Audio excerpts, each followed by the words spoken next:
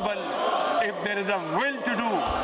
It's a long journey, thorny journey, full of hurdles, but those nations who surmounted these huge obstacles, they became again one of the most growing nations around the world.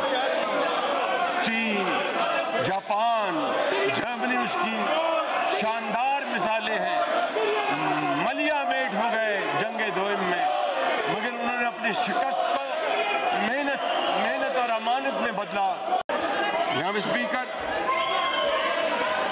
मैं ये कहना चाहता था कि इस बिजली चोरी, gas चोरी का सारा बोझ गरीब आदमी उठाता है, यतीम उठाता है, बेरोजगार उठाता है, एक बेवा उठाती है, एक बर्तन साफ करने वाली, रिज़्क़ हलाल कमाने वाली एक औरत वो उठाती है, और गरीब आदमी ये कहने पर मजबूर है, मट्टी की मोहब्बत में हम आशिफ्ता सरों ने, मट्टी की मोहब्बत में हम आशिफ्ता सरों ने वो कर्ज उतारे हैं जो वाजिब भी नहीं थे।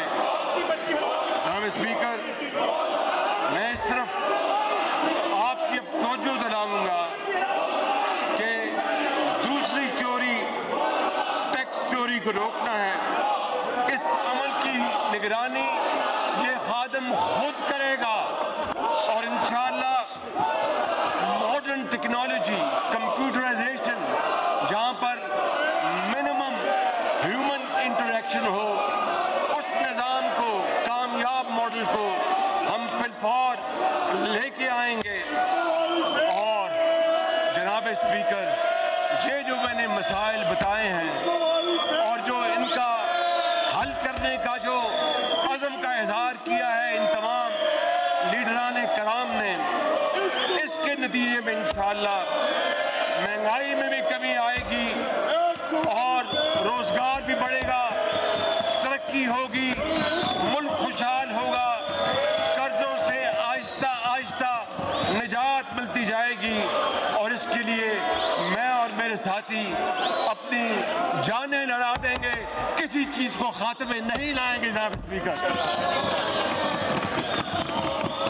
और मेरे कायद जो है वो मुझे हमेशा मना करते हैं कि तुम तारीखें मत दिया करो, इसलिए मैं एहतियात से ये कह रहा हूँ कि हम सब मिलकर कोशिश करेंगे कि इन इक़दामात के तकरीबन 1 साल में आहिस्ता आहिस्ता समरात आना शुरू हो और गरीब आदमी, यतीम और बेवा की उसकी सुनवाई हो, और वो झोलियाँ उठा के वो दुआ करे कि पाकिस्तान हमारा है और पाकिस्तान सबका है, हम सब इसमें अपना हिस्सा डालेंगे और अक़वाम आलम में अपना खोया हुआ मुकाम हासिल करके दम लेंगे। स्पीकर, माशी मैदान में इंशाअल्लाह हमारा जो मंसूबा है वो तो बजट में बयान होगा, लेकिन आज मैं समझता हूँ कि ये मौके की मुनासबत भी है, तकाजा भी है, और 25 करोड़ अवाम इसका शिद्दत से इनकार कर रहे हैं। अगर शऊर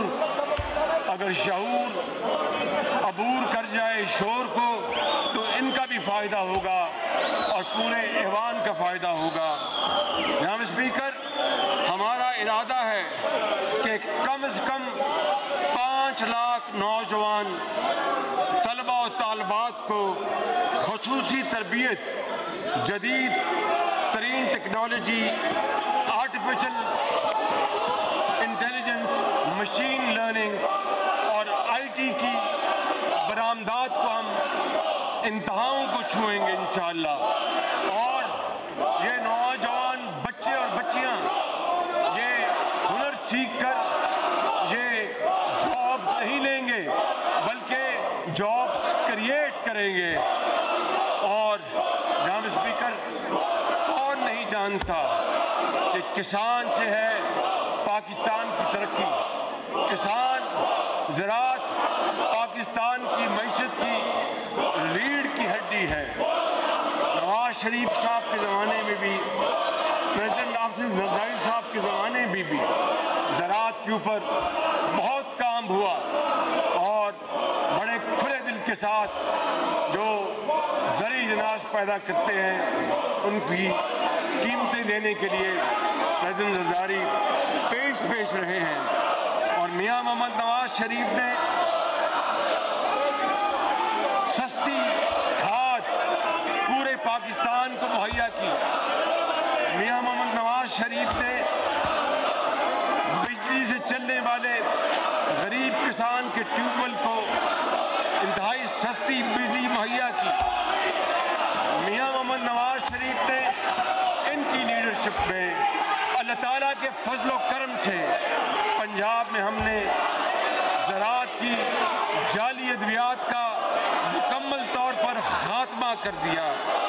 जनाब स्पीकर, आज मैं ये ऐलान करना चाहता हूँ कि सब्सिडी खाद फैक्ट्रियों के बजाय बराह रास्त किसान को दी जाएगी।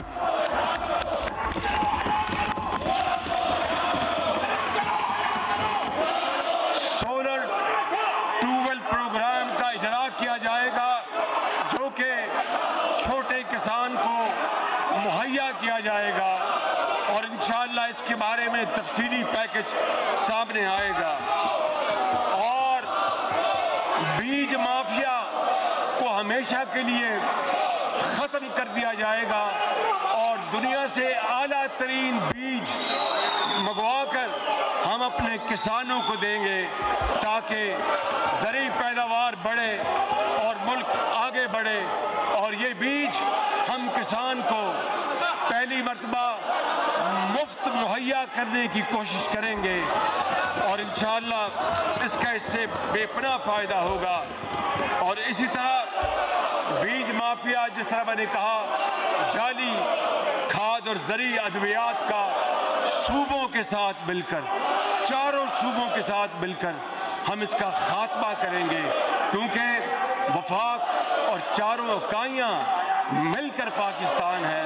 और हम सूबों के साथ मैं वादा करता हूँ कि आगे बढ़ के उनके साथ काम करूँगा और वहाँ पर उनकी रहनुमाई में हम मिलकर इस अजीम प्रोग्राम को आगे बढ़ाएंगे। और ज़राअत और लाइफ स्टॉक के शोबे में हम सनती फार्म्स SIFC के तहत उसको फ़रोग देंगे।